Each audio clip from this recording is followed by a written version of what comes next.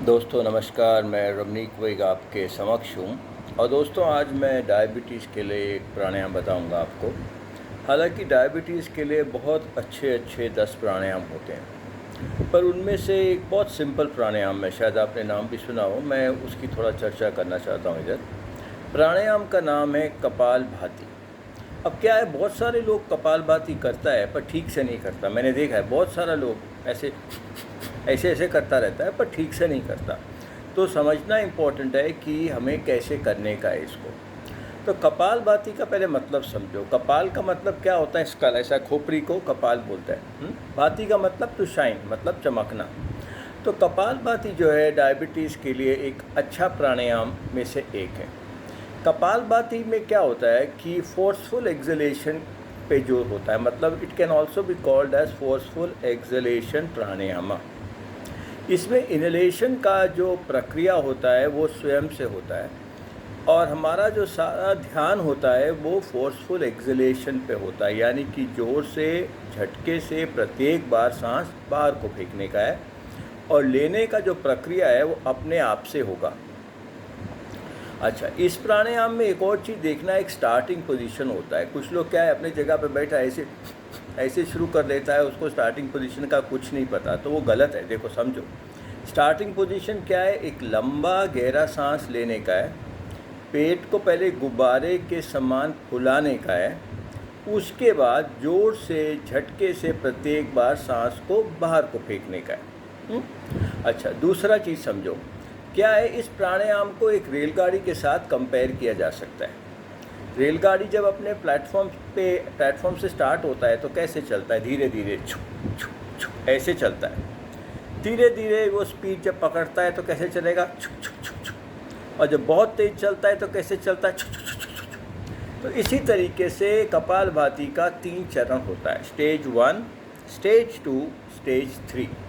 Stage 1 को compare करता है रेलगाड़ी का, जब वो प्लेटफॉर्म से शुरू होता है तो कैसे धीरे धीरे चलता है, उसको हम कहता है स्टेज 1। तो मतलब कुछ इस प्रकार होएगा ये। आपको अपना हथेली ऐसे रखना है नासिका से ऐसे 6 इंच का दूरी पे। पहले क्या करना है, एक लंबा गहरा सांस लेने का है, पेट बाहर को फूलेगा, उसको क्या बोलेगा? स्टार्टिंग पोजीशन, यानी कि प्रारंभिक अवस्था। उसके बाद आपको प्रत्येक 1 सेकंड पे सांस बाहर को फेंकने का है। 1 सेकंड का काउंट कैसे करने का है? 2 का गिनती करो, 1 2 विल मेक 1 सेकंड। तो मतलब ऐसे करने का है आपको।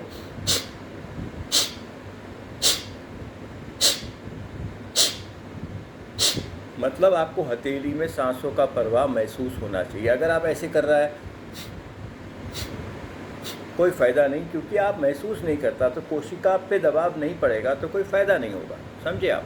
तो क्या है, आपको 1 सेकंड के अंतराल पे सांस बाहर को फेंकने का है, और जब आप सांस बाहर फेंको, हथेली में सांसों का प्रवाह महसूस होना चाहिए। हर 1 सेकंड के अंतराल पे सांस बाहर को फेंकना है, यानी कि you have to throw out the breath after every 1 second. 1 second का गिनती कैसे करने का? 1 2, a count of 2 makes 1 second, right? तो ये है स्टेज 1 ऑफ कपालभाति। स्टेज 1 करने के बाद आपको क्या करने का है? थोड़ा रिलैक्स्ड एब्डोमिनल ब्रीदिंग करो, जिसको कहता है सामान्य श्वसन क्रिया। यानी कि क्या करने का है आपको?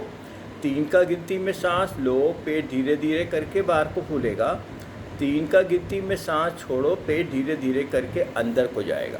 तो ऐसा आपको कुछ टाइम करना है अपने आप को आराम करने के लिए और सेकंड स्टेज में जाने के लिए, मतलब अपने आप को सेकंड स्टेज के लिए प्रिपेयर करने के लिए।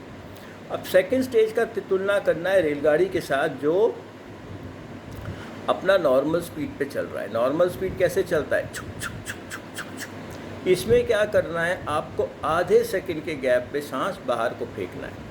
आधे सेकंड का गिनती का मतलब हर काउंट पे सांस बाहर को फेंको, और फिर से याद रखने का है, जब सांस बाहर को फेंको तो हथेली में सांसों का प्रवाह महसूस होना चाहिए। यानी कि ऐसे है, स्टार्टिंग पोजीशन क्या होगा? पहले लंबा गहरा सांस लो, पेट को गुब्बारे के समान फुलाओ, और फिर हर आधे सेकंड पे सांस बाहर को फेंको। यानी कि ऐसे करने का है आपको।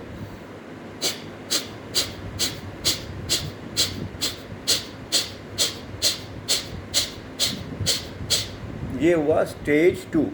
तो देखो सांसों का प्रवाह इधर को महसूस हो रहा है, तो यानी कि ठीक कर रहा है मैं।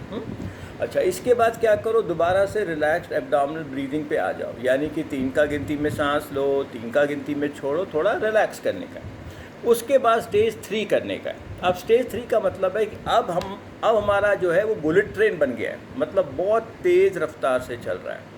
इसको हम बोलते हैं तीव्र गति का कपालभाति, और we can call it rapid kapalbhati round. मतलब बहुत तेज़ी से अब सांस बाहर को फेंकना है, नॉन स्टॉप, और सांस लेने का जो प्रक्रिया है वो अपने आप से होता जाएगा। फिर से याद रखना है स्टार्टिंग पोजीशन क्या है। पहले अपने हथेली को ऐसे रखो, नासिका से 6 इंच का दूरी पे, एक लंबा गहरा सांस लो, पेट को गुब्बारे के समान फुलाओ, और फिर तीव्र गति से सांस बाहर फेंकने का है। इस प्रकार होगा, देखो।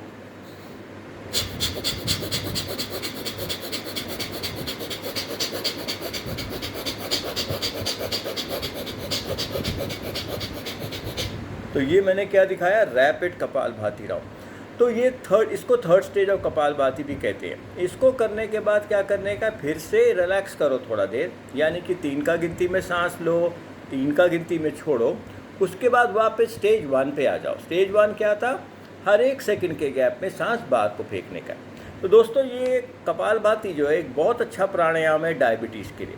दोस्तों सेफ्टी प्रिकॉशन थोड़ा याद रखना। पहला कि अगर आपको हार्ट का प्रॉब्लम है तो ये प्राणायाम बिल्कुल मत करो। अगर हाई बीपी का प्राणायाम है, अगर हाई बीपी का प्रॉब्लम है तो प्राणायाम को बहुत धीरे धीरे करने का है आपको, मतलब आप फोर्स से सांस बाहर नहीं फेंक सकते, धीरे धीरे बहुत लो फोर्स के साथ सांस को बाहर फेंकना है। अगर आपको अल्सरेटिव कोलाइटिस है तो ये प्राणायाम नहीं करने का है। उसके बाद अगर आपको जैसे पीठ का संबंधित कोई रोग है, जैसे स्पाइनल प्रॉब्लम है, कुछ इस तरीके का प्रॉब्लम है, तो ये प्राणायाम नहीं करने का, बिकॉज इसमें पीठ पे जोर पड़ेगा तो आपका प्रॉब्लम बढ़ सकता है। नेक्स्ट चीज़ याद रखो, जो लेडीज़ लोग हैं, अगर आप प्रेग्नेंट लेडीज़ है या ड्यूरिंग पीरियड साइकिल्स, ये प्राणायाम को नहीं करने का है। तो दोस्तों सेफ्टी प्रिकॉशंस भी ध्यान से याद रखने का है, ठीक है। दोस्तों मेरा और भी यूट्यूब में 2000 से ज़्यादा वीडियो है, आप मेरे को उधर देख सकता है। मेरा यूट्यूब एड्रेस है youtube.com/ramneek. मैंने 15 किताब भी लिखा है, उसमें से जैसे the miracles of pranayama, the miracles of food therapy, the Joy of meditation, बहुत सारा किताब है। आप मेरा वेबसाइट भी देख सकता है, वो है www.ramneekwick.com। और मेरे सेल और मेरे सेंटर का मोबाइल और व्हाट्सएप नंबर है 9910178140। तो अच्छा दोस्तों, मैं चलता हूँ, आपका दिन शुभ रहे।